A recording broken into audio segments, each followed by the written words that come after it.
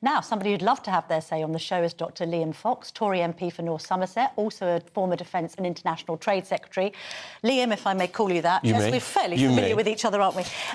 Now, let's speak to you about the G7 first of all. There's a really interesting piece today in, I think it's The Telegraph, by Michael Fallon, your predecessor at Defence. Or was it your successor? Predecessor? He was successor. Successor at Defence. Two, well, yeah.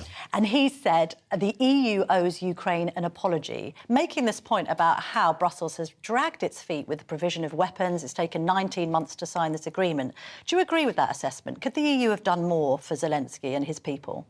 I would differentiate between the EU as an institution and the countries in the EU.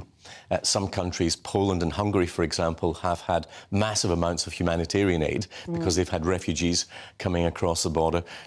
Germany has been quite forward-leaning. None of them as forward-leaning as the United Kingdom. Yeah. And you have to say that under Boris Johnson and Rishi Sunak, the leadership in the world has been quite marked. I was in Washington a couple of weeks ago when a number of politicians on both sides said if it hadn't been for the UK's leadership, we in the United States would not be in the position we are. But France and Germany have prevaricated a lot. They could have done more sooner. We've only just had this announcement from Biden on these F-16s. I mean, it's all a bit too little too late, isn't it, as the streets of Ukraine have been relentlessly targeted? Well, you must remember, we also had all the economic activity at the beginning. Yes, I think it's fair to say that on the military side, a number of European countries were too slow to act in this.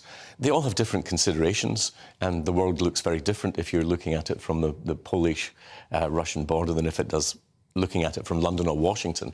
But I think that what has become very clear to European leaders over time is that this is not a small conflagration. This is all about the future of international law. As Rishi Sunak said, Ukraine's security is our security. If we allow Russia to roll over all over Ukraine, then where will they stop? And there was another very interesting thing I thought yesterday at G7, which was when Zelensky was talking to what's called the political South, India and other countries. And these are countries who themselves say that their history is about throwing off the shackles of colonialism. But what is happening at the moment with Putin is colonialism. Yes. He is trying to recolonize Ukraine in the name of Russia. So he's trying to win over the Indians, he's trying to win over Brazil. And he's quite right. I think it was a very good point that he was making, that the world needs to waken up to the wider historical context of this conflict. And if Putin was to defeat Ukraine, which is, I think, unthinkable now, that would be effectively the end of international law as we know it. Just in terms of our own defence spending, is it high enough? Was it a mistake for Cameron and Osborne to have cut it? Well, you have to remember at that time the public finances we inherited from Labour. There's been some discussion this morning about what's the Conservative government done, remembering the state of the public finances that we inherited in 2010 from Labour. Defence spending, I mean, successive defence secretaries have raised concerns that we're not adequately defended. Well, I think that part of that problem is that it takes time to get these big procurement programmes in place, and you need to have some certainty. What most defence secretaries would like is a longer settlement in the budget, not necessarily more money. Of course, all defence secretaries want more money. Would you support the 3% pledge, Liz Truss's pledge? Well, I've never been in favour of those percentages, because what happens when your GDP goes down in a recession? Does that justify cutting your budget? What we need to see is some confidence that those numbers will be maintained over time so that you can plan properly in defence and so that our allies know what it is we're doing. Yes, we do need to have more defence spending, but of course, like everything else, to have more defence spending, you've got to have sound public finances. We talked about that headline about are the Conservatives responsible for anything good over the last 13 years? Probably a bit harsh. On Brexit, though, Nigel Farage, my fellow GB News presenter, has described Brexit as a failure. Has the government failed leavers? You were one. Are you satisfied with the current state of quo on Brexit? Well, I think people now forget the momentous achievement of getting Brexit. Yeah, but getting Brexit done is one thing, but it hasn't actually been sort of capitalised on. Some of the post-Brexit opportunities that leavers were promised just simply haven't been delivered. You can understand the frustration. I mean, you ask people on the street, has Brexit been a good thing? And a lot of them are having regrets. Yeah, that's a failure of government, isn't it? You're talking to somebody who was always a constitutional leaver. For me, Brexit was achieved the minute we left the European Union. In other words, we made our own laws. We weren't subject to higher authorities, which for me was the reason for leaving the European Union.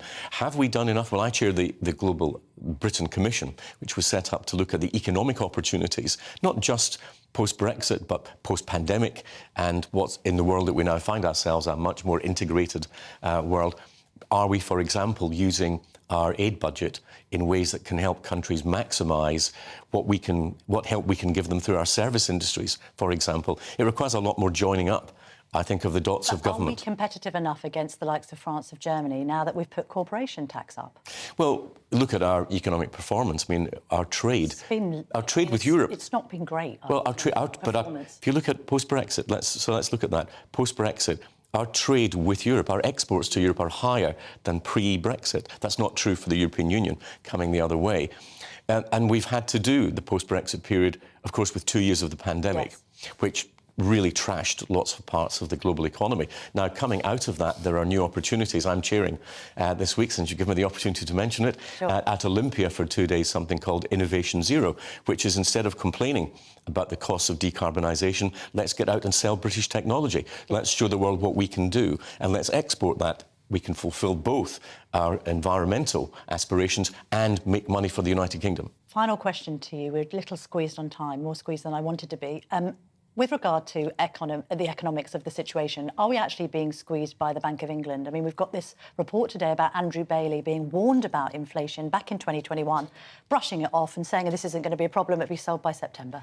I know that this was a conversation I had with the now Prime Minister, then Chancellor, when he was really concerned about inflation. A number of us believed that the central banks, the Bank of England, the European Central Bank and the Federal Reserve in America were continuing to expand money supply too much and for too long post-pandemic, and that was going to create more inflation. So and it did Bank of England been asleep at the wheel here? Well, when they said it would be a temporary phenomenon, clearly it has not been.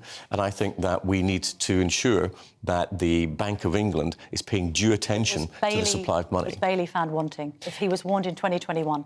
Yes or no? I think there was a groupthink between those central bankers who didn't seem to believe that money supply and inflation were closely linked. As a Conservative, I do. Thank you very much, Liam Fox.